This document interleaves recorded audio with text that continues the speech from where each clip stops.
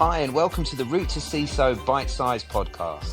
I'm your host, Chris Rides, and in these bite-sized episodes, we'll be speaking to experienced cybersecurity hiring managers. We'll be asking their advice on how you can stand out from the crowd to make the career moves you desire. Hi everybody, and welcome to the Root To CISO, another bite-sized episode. We're coming at you from InfoSec World in Orlando. Got a good friend of mine here, fellow Brit, Michael Powell. Hey, you all right? How you doing, mate? I'm good. Good to see you. Nice to be here in Disney, right? I know. This is like the once, twice a year we manage to catch up, right? Yeah, every time.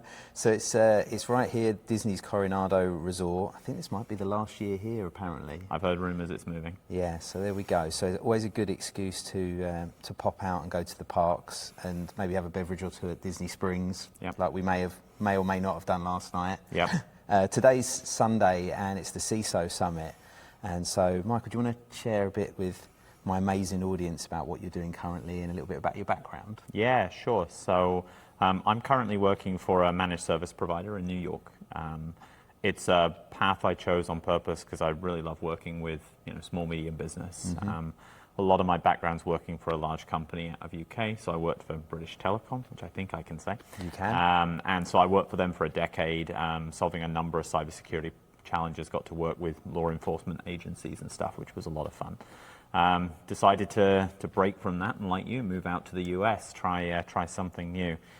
Worked for a couple of different companies in the first few years I was here, and really this is where I found a sweet spot. So get to work in New York City, which is absolutely fabulous. Right. And then obviously meet up with you places like this. Yeah, I mean, my first stop when I came over from the UK was New York. I was there for 3 years, so it's an easy transition, I feel, for us Brits. And everybody still realises that we're English, whereas as you get further west, they think we're Australians. So yeah, although you do find that you're not British enough to be British anymore, but you're not American enough to be American either. So you definitely fall somewhere under the A in Atlantic. Yeah.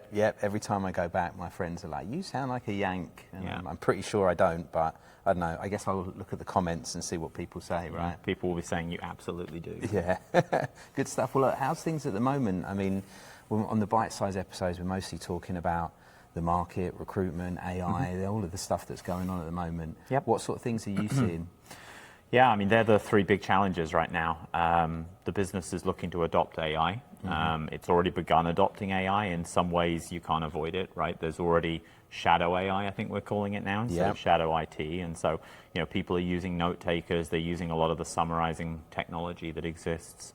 People are using AI to manage their calendars. Once upon a time, you'd have someone else to do that, or have the displeasure of doing it yourself. But now people are using AI to do it. So really, it's slowing that down and saying no to that kind of change is just not possible. Right. And so really, a lot of the challenge is working in my own company and with a lot of the companies that I consult in, and it's how do we enable that in a way that keeps controls around it as much as possible. How do we make sure that we have the right skills in the right teams? How do we make sure that we have the right tools? And we're redrafting a lot of our current policies and processes to take that kind of technology into frame. And I wouldn't say it's significantly different to any of the other big challenges that we've been through before. But I would say the rate of change is more significant, and I think that's what's causing a lot of anxiety. Can we keep pace with how quickly this technology evolves and how quickly existing vendors, existing platforms are integrating AI? And so the choice of to adopt it or not is one that's already been made for us. It's really just how we do it in a way that's safe and sustainable. Yeah, and I feel like people are adopting it in their own sort of personal lives, right? And once you find, this is really good, this will probably help me at work, they're automatically bringing it into their work, right? And so what would you say is best for people out there that are playing around with it, and for companies, especially you look at small and medium-sized companies, what's kind of the best way to manage that and try and do it in a safe way? I think for most companies it actually offers more value than risk. Right. And I think, as security professionals, we really try to do our best to eliminate as much risk as possible. And I think, being motivated in that way, actually, we try to get to zero. That's pretty much what we've always done, right? How do we eradicate as much risk, if not all of the risk within the organization. I think this is one of the first times with the adoption of this technology that we really have to understand that, 0 to 100 just isn't possible. We're going to have to find a compromise somewhere in the middle. We were speaking to companies this morning, and some of the efficiencies that organizations are seeing, they're having problems with staffing. They managed to augment some of their existing staffing problems with AI. Not to say that AI replaces staffing. It really just is a way of getting more out of people. Yeah. And so as that technology gets adopted, we're going to encounter new challenges the whole way along.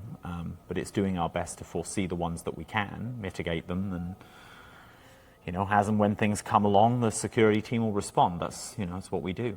Half of what we do is predict, and the rest of what we do is respond. So. Yeah, I think that the exciting thing that I see it with AI, and actually my talk here tomorrow is a panel with 4 people that when they first come and spoke here, they were entry level. They were in their very first cybersecurity roles, and now we're sort of 4 years on, so they're now experienced cybersecurity and GRC professionals. And actually a lot of the talk that we're speaking about is about the stress that they have and the pressure and the amount of work they've got. Yeah. I'm a firm believer that, there's a lot of this information is put out about how many hundreds of thousands of jobs are available, and I do think that they're needed, but the fact is that companies don't have the budget to hire those people. Yeah. So most companies run pretty lean when it comes to security teams. They find it quite hard to justify the budgets, and the salaries generally are very high, especially for experienced people. And so teams run lean. The people that are there are expected to do more, and that leads to more high pressure. So I think AI has a really amazing opportunity to make those changes, to really supplement some of the skills and hopefully enable people to be more productive, which lowers their stress levels. So yeah, but I think there's always more to do. Yeah, I think it depends on how people are motivated, and I think one of the things we were talking about this morning is we do self-inflict burnout sometimes. Yeah. The CISO is a role that typically comes from a technology background or comes from a background where, someone's trying to solve a problem, and we all love solving problems. That's why we're in these roles. The problem is we don't know when to stop solving problems. And I think, there is something to be said for drawing a line. Yeah. We're all here right now at a conference, but I'd say 90% of the audience had their laptop out. Everyone's still doing their day job. And so even on a Sunday when we're trying to step away and do something different, that problem is still there. And the long screwdriver comes out and we're all jumping in and we're trying to solve it. And so we spoke a little bit this morning about mental health and the impact on the security community and the fact that, there's always another fire to put out. And in some ways, I think we've inflicted that upon ourselves.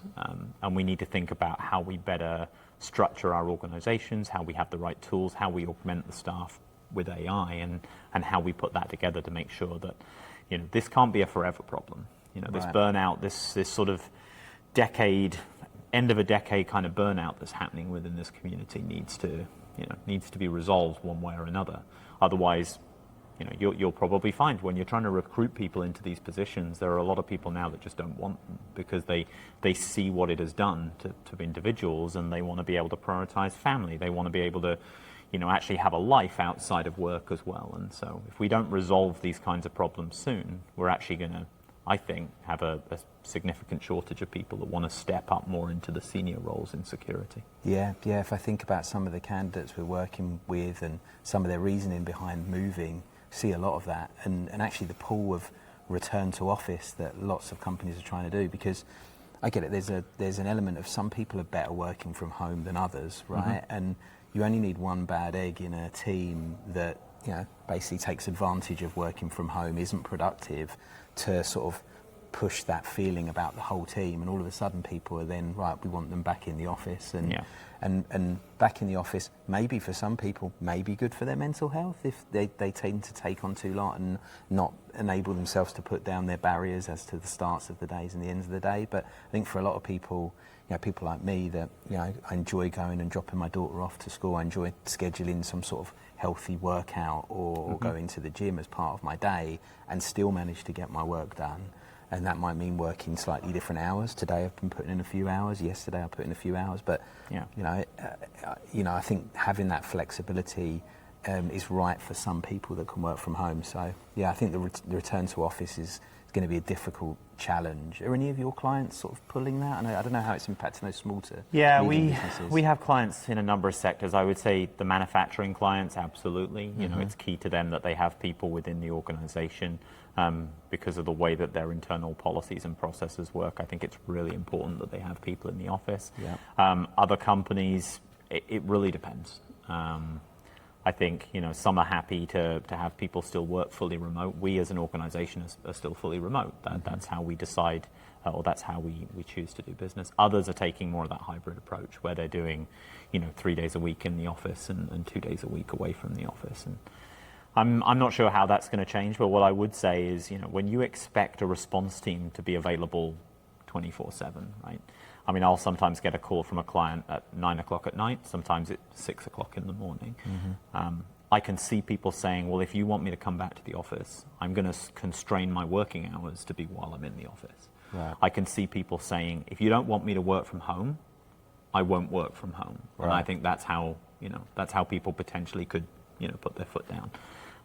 And so I think it's balancing. There might be some roles that better suit being in the office, but I think there might be other roles, maybe incident responders, those kinds of things, where actually you're looking for that person to lean in when they need to. And sometimes that means, you know, a breach happens on a Thursday or a Friday, you're working through the weekend, through the next week. But if you expect that flexibility of the people that are working for you, then what you have to give is them the ability to work from home as well.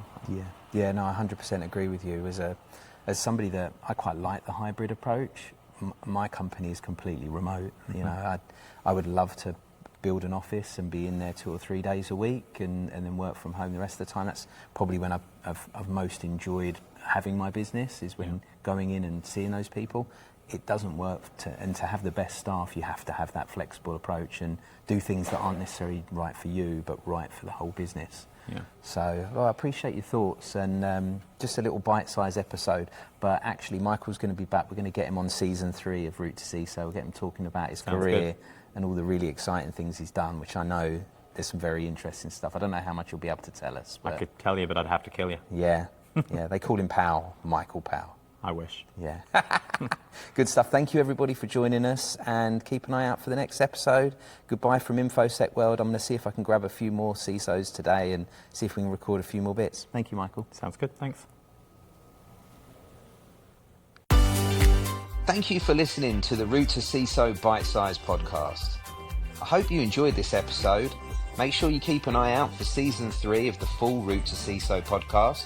And in the meantime, stay up to date by liking, commenting, and of course, subscribing to our channel. Thank you.